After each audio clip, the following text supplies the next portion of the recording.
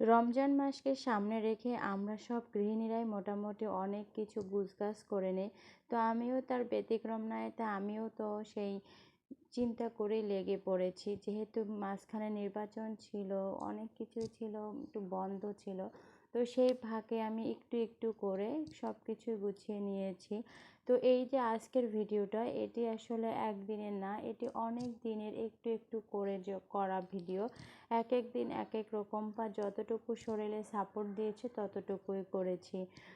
তো যাই হোক, প্রথমেই যা করেছি সেটা হলো কিছু দিনের জন্য আমি বুট সিদ্ধ করে রেখে দিয়েছি, যাতে করে আসলে প্রতিদিন ঝামেলা করতে না হয়। আবার অনেক সময় দেখা যায় আমাদের বুটটা সিদ্ধ করতে মনেও থাকে না।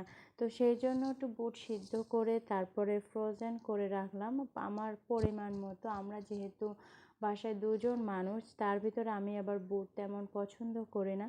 তো যাই হোক, তারপরে এই রোজার ভিতরে যেহেতু ছেলের বা মাদ্রাসা খোলা, তো সেই জন্য তার জন্য আসলে টিফিন প্লাস প্রতিবার তো রোল করার সময় আসলে চিকেন রোলটা করি। যাই হোক, এটা রেসিপি আর আজকে শেয়ার করলাম না, কারণ আমরা কম বেশি সবাই এই রোলের পুরটা বানাতে পারি। তো আমি আজকে রোলটা করেছিলাম ডিম দিয়ে। তো এখানে ব্যাটারটা তৈরি করে নিয়েছিলাম। যাই হোক, আটা, পানি আর হচ্ছে একটা ডিম, আটা না সরি ময়দা দিয়েছি, ময়দা ডিম। তো ভালোভাবে এটাকে ব্যালেন্স করে নিচ্ছিলাম। তো যাই হোক, এখানে আর কি যাতে দানা দানা না থাকে সেজন্য আমি এটাকে ভালো করে ছাঁকনি দিয়ে ছেঁকে নিচ্ছিলাম, যাতে কি বলে রোলটা আর কি ফ্রেশ হয় একদম।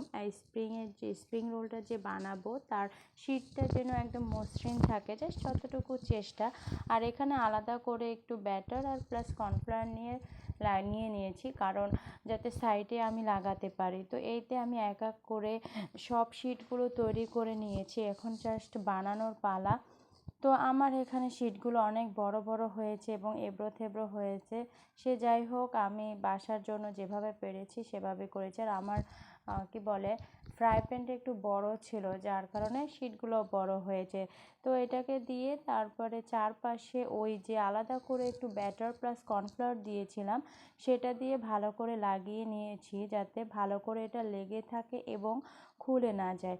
এভাবে এক এক করে আর কি সবগুলো রোল আমি বানিয়ে নিচ্ছিলাম, যাতে করে শুধু বের করব আর ভাজবো, এরকম একটা বিষয়। আমি রোজার ভিতরে ঝামেলা করতে চাচ্ছিলাম না।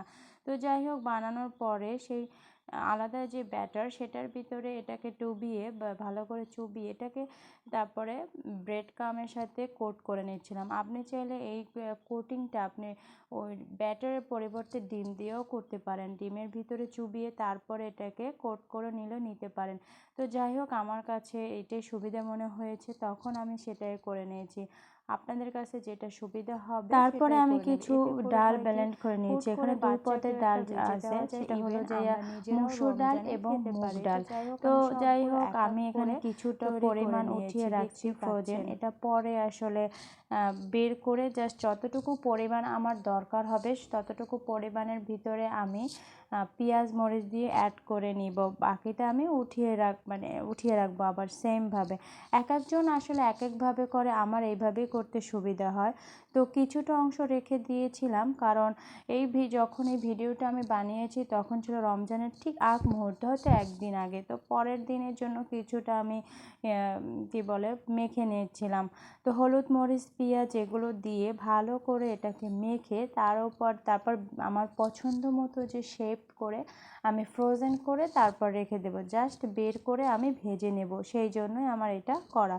এই যে দেখতেই পাচ্ছেন, আমি আসলে আমার ট্রেতে আমি আমার নিজের পছন্দ মতো শেপ দিয়ে নিয়েছি। আপনারা চাইলে এর থেকে বড় দিতে পারেন, ছোট দিতে পারেন, এটা যার যার পার্সোনাল চয়েস। যেভাবে সুবিধা বোধ করে সে সেটাই দিতে পারেন। আবার কেউ চাইলে এভাবে ফ্রোজেন নাও করতে পারেন। আপনারা যদি হাতে সময় থাকে তো তাহলে একদম ফ্রেশটাই খাবেন, কারণ ফ্রেশ খাবার খাওয়াটাই ভালো। তো আমি নিজের জন্য কিছু রুটি বানিয়ে নিয়েছি। রুটি